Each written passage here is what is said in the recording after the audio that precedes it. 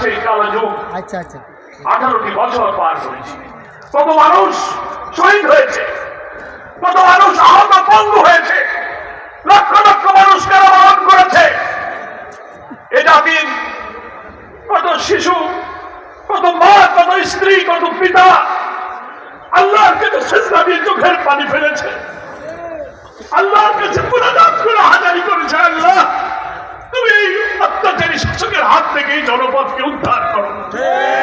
আমরা জানি না আল্লাহ তারা কোন শাহাদাতকে কবুল করেছেন, কার ইখলাসকে কবুল করেছেন, কার মুনাজাত, কার চোখের পানি কবুল হয়েছে আমরা জানি না। কিন্তু 24 সালের 5 আগস্ট আসমান থেকে আল্লাহ তাআলা রহমতের ধারা বর্ষিত হয়েছে। আমি তখন কারাগারে ছিলাম।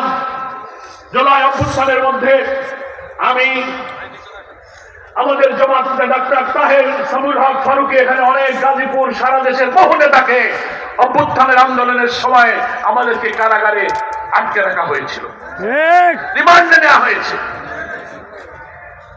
কারাগারে বসে আমরা শুনছিলাম জুলাইয়ের শেষের দিকে তীব্র গণ আন্দোলন।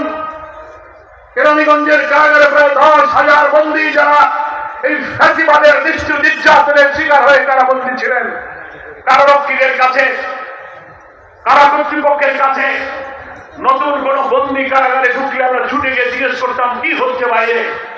তারা বলতো ভাই ঢাকা রাজধানী সহ উত্তর আন্দোলনে আগুন হয়ে গেছে, এবার স্বৈরাচারের পতন হবে, আপনারা দোয়া করুন। আমরা কোনো অপেক্ষা করতাম এই শুনে 100 মারা গেছে, 200 মারা গেছে, রিমান্ডে নিয়ে আমাদেরকে নেতৃত্বকে কঠিন নির্যাতন করছে, আমরা আল্লাহর কাছে চোখের পানি ফেলছি। 5 আগস্ট সকাল থেকে আমরা শুনতে পেলাম কিছুক্ষণ পরে হয়তো